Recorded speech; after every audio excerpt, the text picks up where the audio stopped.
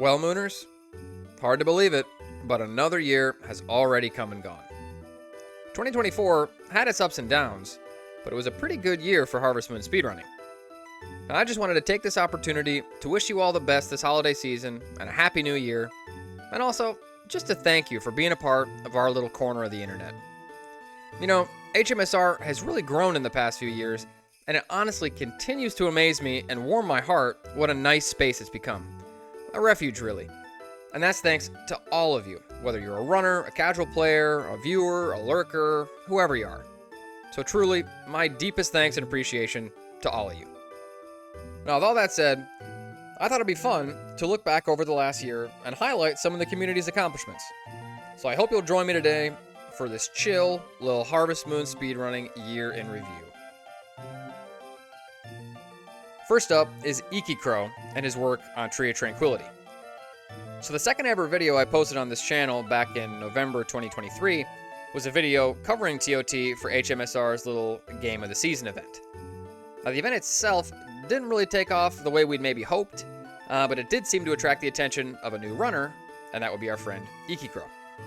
Now before that, ToT had very little work done on it, but during Game of the Season and throughout 2024, Ikycro managed to really flesh out the marriage leaderboards, doing runs of 6 of the candidates, and he even put up an impressive sub-6 time in Rescue Harvest Goddess.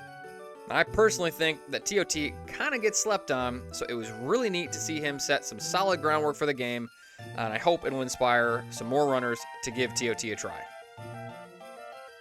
Next up is myself and some of the neat developments in Save the Homeland. So over Christmas last year, I finally managed to nab a used PS4 for a pretty good price, all in the service of making my comeback in STH. So through January and February, I did offline runs in secret so I could complete the fated untied sweep in all 9 any% categories, plus all endings. Now the previous all endings record by Uber had almost stood for 5 years at that point, so it was nice to see all the leaderboards updated. Now I recently did a video on this topic, so you can check it out if you're interested, but after I was finished with the sweep, I managed to discover a way to get the chicken off the farm in STH, which you're normally not supposed to be able to do. Now my method required the horse out of bounds, which was originally discovered by Crazy Berserker, but Desert then found a way to do it from inbounds. Now, the chicken is pretty much a universal spam in STH, so this led to the first ever glitched category for STH speedruns. I did chicken spam runs of all 9 endings, and in May, I managed to get sub-6 in all endings using the strategy. Now I know STH isn't the most well-loved game in the series, but it's always cool to see these developments in the classic titles. A special shout out to O'Malley, who also did a chicken spam run of Endangered Weasel, and I know it's kind of a meme, but maybe we'll get some more runs in 2025. Next up is Vidya James, who pulled off quite the feat in Magical Melody All Notes. Now it's funny, because I remember a few years ago doing an All Notes race with Lana, Desert, and Eli on Easter, and it took me over 24 hours to get all 100 of those notes. This is definitely not for the faint of heart. Now at the time, we didn't have much of a route, so it's no wonder the times were so bad. But using some new notes written by Desert, Vidya managed to get the first ever sub-10 in the restricted category, which allows the use of item dupe and infinite money. Now that was back in July, but then in August, he improved it even to sub-9. So it was a nice little collaboration and a really epic achievement for, in my opinion, one of the best Harvest Moon speed games. Next, we've got kind of a neat case of Harvest Moon lost media. So I guess in 2006 or 2007, there was a Japanese exclusive Bokujo Monogatari game called Life and Love, released for mobile phones. Now it was subscription based, so once the service went defunct, the game was lost. Well, this year on September 4th, it was actually re-released for both PC and Switch, so you can now easily play this once lost HM game for yourself. To celebrate, Desert did a run marrying Miura, one of the 10 marriage candidates.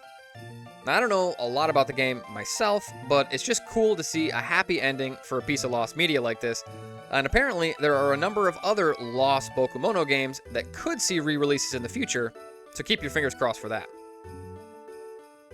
On September 22nd, cstarflare completed the first run of a new full game category, all achievements in the Friends of Mineral Town remake. Very intense run that must have taken a lot of planning.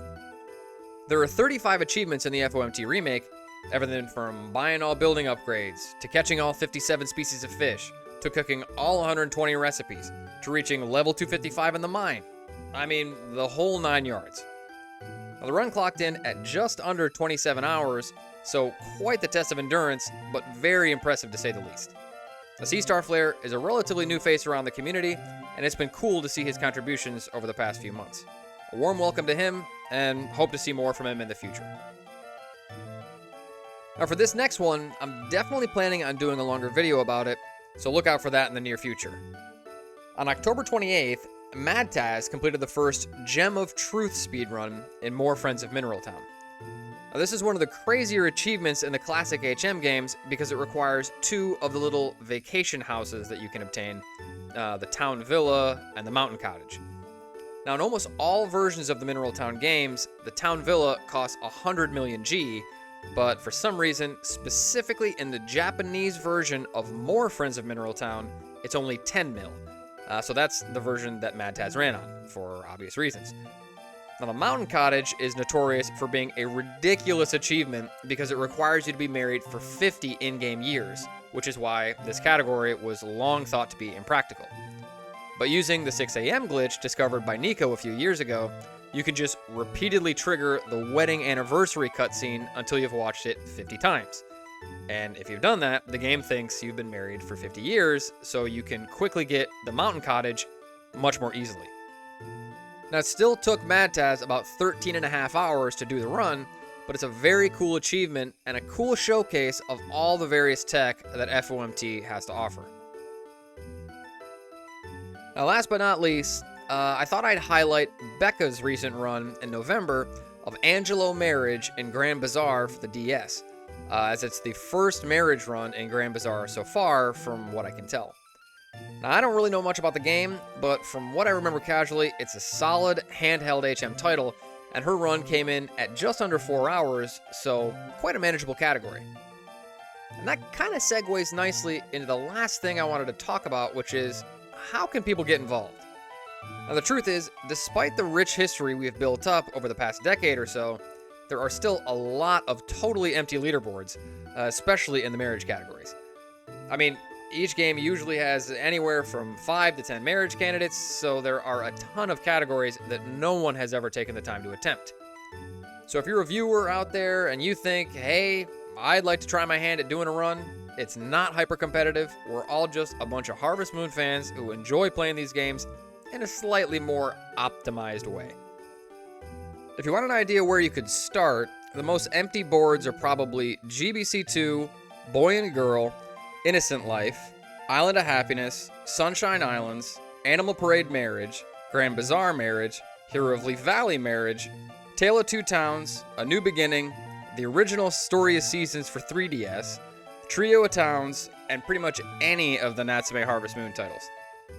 And even if you don't want to do speedruns, the HMSR community is a great place to just hang out and chat about the games.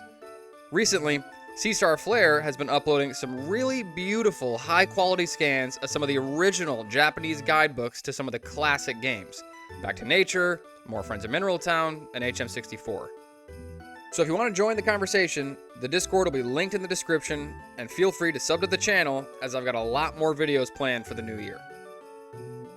Now lastly, we've got our 9th annual Valentine's Marathon coming up the weekend of February 14th through the 16th, and that'll be streamed on the Harvest Moon Speedruns Twitch channel. It's a real cozy event. You can just chat, watch people play Harvest Moon all weekend. It's a great time. So I'm going to link that as well as our HMSR YouTube channel where we post all the VODs, so give us a follow, and I hope you'll join us.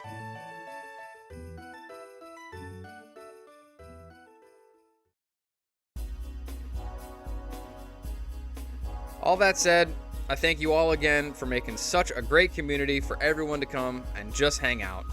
I hope you've all had a great holiday season. Merry Christmas, Happy New Year, and I'm wishing you all the best in 2025.